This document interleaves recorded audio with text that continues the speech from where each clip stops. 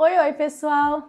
Bom, hoje o papo é direto, necessário e talvez até desconfortável para alguns. Qual o papel real de um pai na formação dos filhos? Esse vídeo é só para quem acredita que presença não é só física, é emocional, é educativa e é ativa. E também é financeira, mas não do jeito que você imagina, tá bom? Então, vem comigo!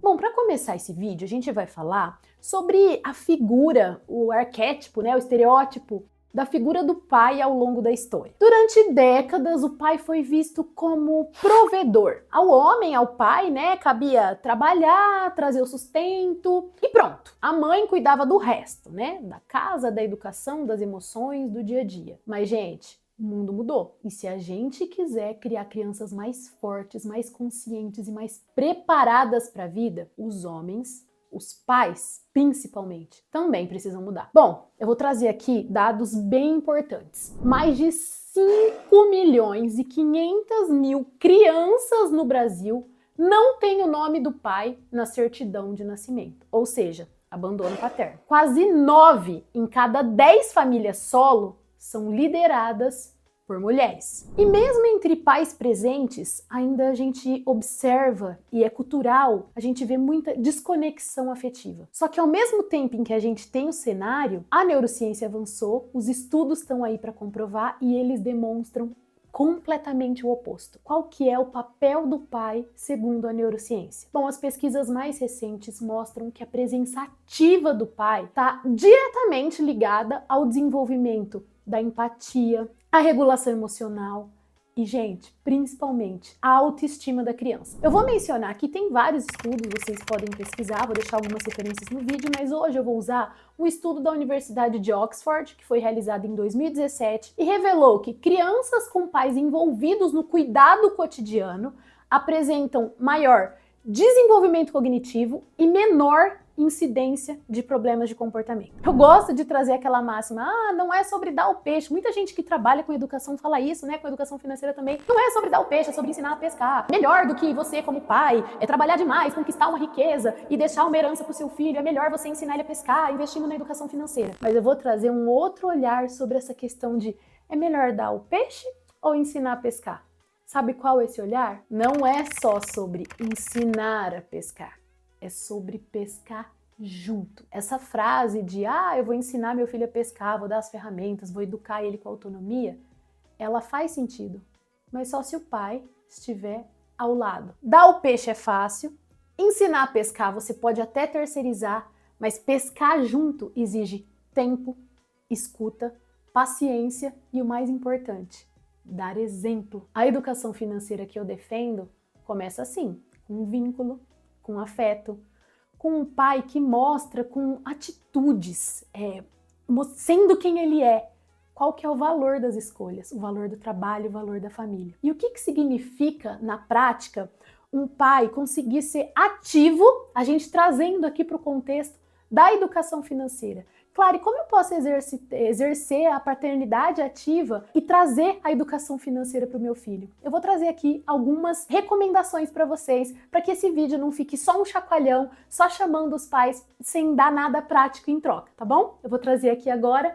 e vocês vão acompanhando comigo. Chamar o filho para fazer escolhas no mercado, elaborar uma lista juntos, conversar, falar sobre prioridades, falar sobre o dinheiro que está sendo utilizado, explicar por que aquele brinquedo não foi comprado hoje, não dizer não, e não dizer que está cansado, e não dizer que está se matando de trabalhar, e não perguntar, você está achando que eu sou rico? É mostrar que o dinheiro vem do tempo, do esforço e também do cuidado. É falar sobre sonhos com as crianças, dar ferramentas, ajudar o seu filho a entender como isso funciona, como o dinheiro pode ser positivo. E não só ficar reclamando de boletos. Os pais também educam pelo exemplo. Se a mãe é uma grande referência para a criança, o pai também é. O seu filho, por acaso, às vezes vê você gastando por impulso, ele aprende isso. Seu filho te vê, ao contrário, poupando e investindo com propósito, ele aprende também. Os pais que compartilham as decisões financeiras com os filhos ajudam a formar adultos mais conscientes, menos impulsivos e com mais inteligência financeira e inteligência emocional. Só que, no mundo de hoje, a paternidade moderna, a paternidade real, tem muitos dilemas. Tem pai que, eu sei, quer estar mais presente, mas sente culpa por não conseguir. A gente tem aí agora um movimento para elevar, né, a quantidade de dias da licença paternidade, que são só 5 dias. Como você constrói vínculo com o bebê, podendo ficar só 5 dias afastado do trabalho, ali auxiliando a mãe? Então a gente tem muito a caminhar enquanto sociedade. Mas enquanto a sociedade não avança, a gente pode sim adotar algumas estratégias. E aqui, quando você olha para esse panorama, a ideia, assim como eu falei no vídeo para as mães, não é fazer com que ninguém se sinta culpado. Ou então, muitas vezes você foi criado com a ideia de que homem não fala sobre sentimentos e daí você não sabe como falar, não sabe como começar. A boa notícia é que você pode recomeçar hoje. Ser pai, gente, não é acertar tudo. Eu não sou pai, não tenho lugar de fala, né, para falar a respeito de paternidade, mas eu tenho aqui a referência, meu pai, meu esposo, e tenho muito conteúdo também de paternidade ativa que eu consumo nas redes sociais, muita coisa que eu leio do desenvolvimento das crianças relacionadas ao vínculo afetivo paterno, e eu posso trazer para vocês aqui com muita convicção a ideia de que a sua paternidade depende muito de como você vai olhar para sua criança. Você não precisa acertar tudo, você precisa estar disposto a se envolver emocionalmente. Você precisa se responsabilizar por algo que ninguém pode fazer por você. Pai é pai, pai não é mãe, a mãe não pode fazer o que você pode fazer, os amigos não podem. E agora eu vou trazer estratégias para que você consiga fortalecer o vínculo com a sua criança e, de quebra, trabalhar a educação financeira. Primeira coisa, encontre tempo real. 10 minutos de atenção plena, às vezes é muito mais importante do que 2 horas no automático. Você tá ali presente, mas tá, sei lá, trabalhando nas redes sociais, a criança tá ali do lado e você não tá verdadeiramente ouvindo o que ela tá falando e se dedicando a ensinar algo, a construir algo, a se vincular afetivamente. Envolva os seus filhos nas pequenas decisões. Quanto que a gente pode gastar na feira, com o que a gente vai comprar na padaria, essas pequenas compras, comece a usar dinheiro físico, leva a criança junto com você, o que a gente precisa fazer para economizar algo, por que a gente precisa pagar a luz, por que a gente precisa economizar energia, economizar água, o que acontece com esses recursos. Fale sobre os seus erros, se humanize diante do seu filho. Fala se você tiver uma experiência de quando você se endividou, de quando você tomou alguma decisão financeira errada. Conta para a criança e aproveita a oportunidade para falar hoje, com a consciência que você tem, o que você faria diferente? Compartilha com seus filhos o seu percurso, a sua trajetória, fala da sua história. E fala de quando você errou, como você lidou com isso, como você contornou. Isso vai humanizar, isso vai permitir que a criança entenda: poxa, meu pai é humano, poxa, meu pai está se conectando comigo, poxa, se meu pai errou, é naturalizar o erro. Eu também posso errar. Quarta estratégia: compartilhe objetivos com seu filho. Sonhe junto, faça planos com ele. E o quinto, tem um ritual financeiro. Toda semana, principalmente se a criança já recebe aí a semanada ou se ela tem um cofrinho, sentem juntos e vejam quanto que tem de dinheiro, quanto a mais, o que vai ser feito, de que forma que vai ser utilizado. Fale também sobre as finanças da família. E nesse aspecto, eu deixo aqui a recomendação dos meus livros, que são condutores de diálogo, que trazem os pais e as mães para uma conversa mais natural, naturaliza os assuntos financeiros em casa. E aí agora, depois de eu te trazer essas 5 estratégias, às vezes você pode estar se perguntando: nossa, mas como eu vou falar se eu nunca aprendi isso? Não tem problema.